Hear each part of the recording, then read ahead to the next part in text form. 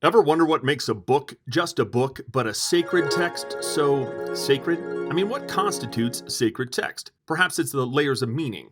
I got this idea when I created the video, The Hymn of the Pearl Explained. It's a Jungian take on this Gnostic tale about a son of a royal family, and his father says it's time to leave the palace, go down into the desert. You're going to find this sacred thing, guarded by this serpent like monster. The boy falls into a deep sleep, has a spiritual awakening, and becomes this great leader.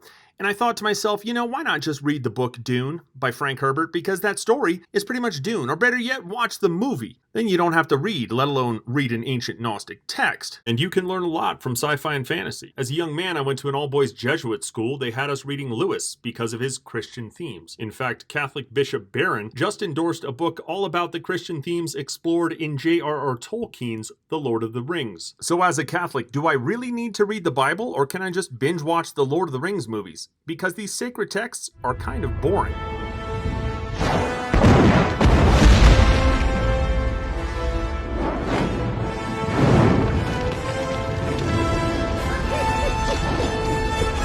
The sacred Jedi texts. Ooh, read them, have you?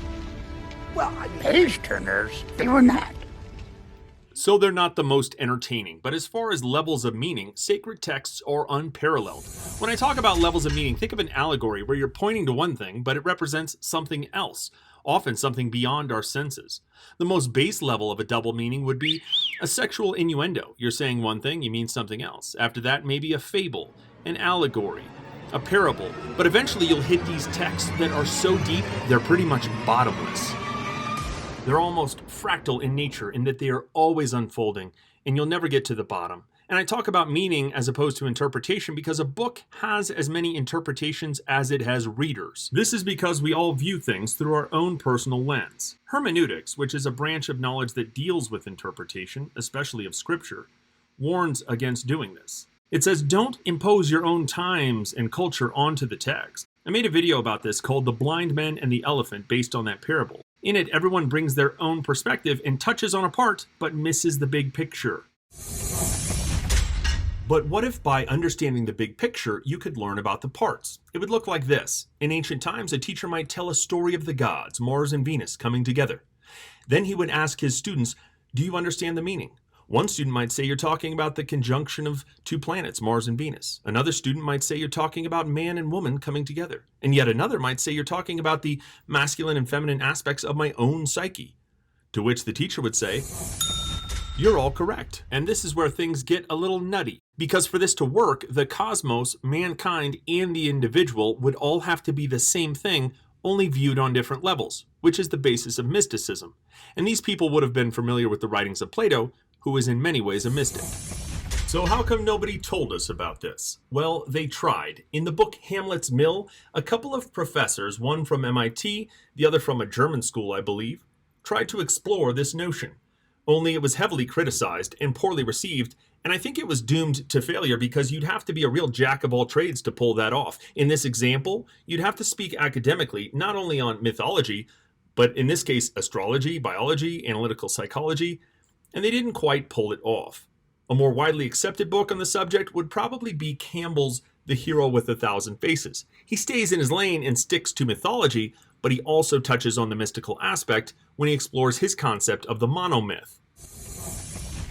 And in the Upanishads, which are profoundly deep Hindu texts, the language used of Vedic Sanskrit actually facilitates layered meaning. So in regular Sanskrit, the word Agni, after the fire god Agni, it means fire. But in this earlier Vedic Sanskrit, the word Agni could mean first, as in first principle or source. It could mean coming first, as in a leader. The word Agni could mean fire, of course, because it's after the fire god, but Agni is also the god of lightning. The word Agni could mean king. Or the word Agni could even mean God. It's as though no matter what level of consciousness you're vibrating at, this sacred text will meet you there with a new level of understanding. And Agni is only the first word of the first verse of the Rig Veda. And you might be thinking, this is impossible. How could a person invent something like this? To which the Vedas would say, oh, we didn't invent them. The Upanishads were revealed. They are aparashya, meaning not from man. And yet another profoundly deep spiritual text is the Torah, and it's written in Hebrew, which lends itself to this layered meaning. The first character in Hebrew is Aleph, and it's gone through some changes throughout the years.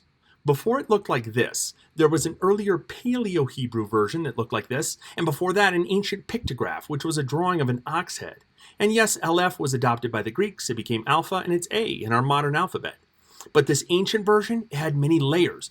It could mean ox, it could mean strength, or it could mean king. And this is just the first character, so you can only imagine the layers of understanding here. And then in the 13th century, Kabbalists started using this layered method of exegesis known as pardes, which means garden. It's actually the root for our word paradise.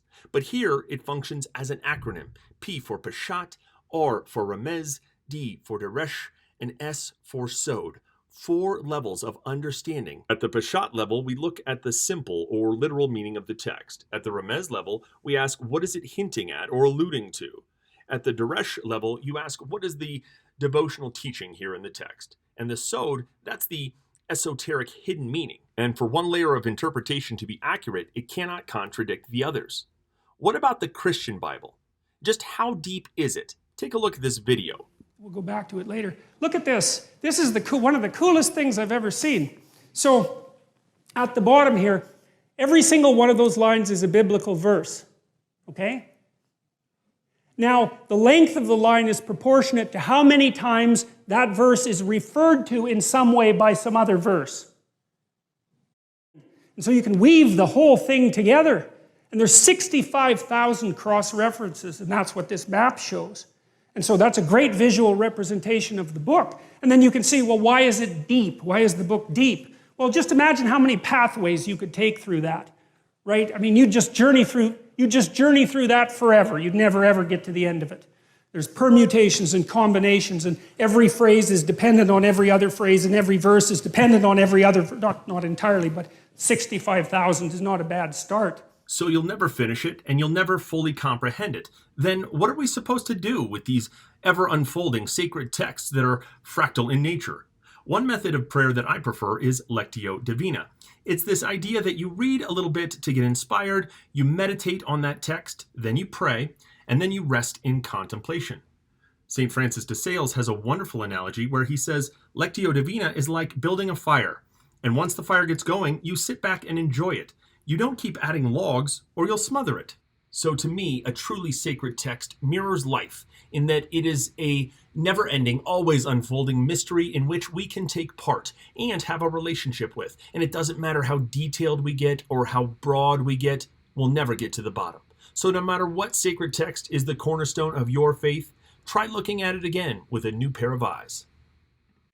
Because, of course, what they didn't realize was that as you make more and more powerful microscopic instruments, the universe has to get smaller and smaller in order to escape the investigation. Just as when the telescopes become more and more powerful, the galaxies have to recede in order to get away from the telescopes. Because what is happening in all these investigations is, through us and through our eyes and senses, the universe is looking at itself. The universe is looking at itself. The universe is looking at itself.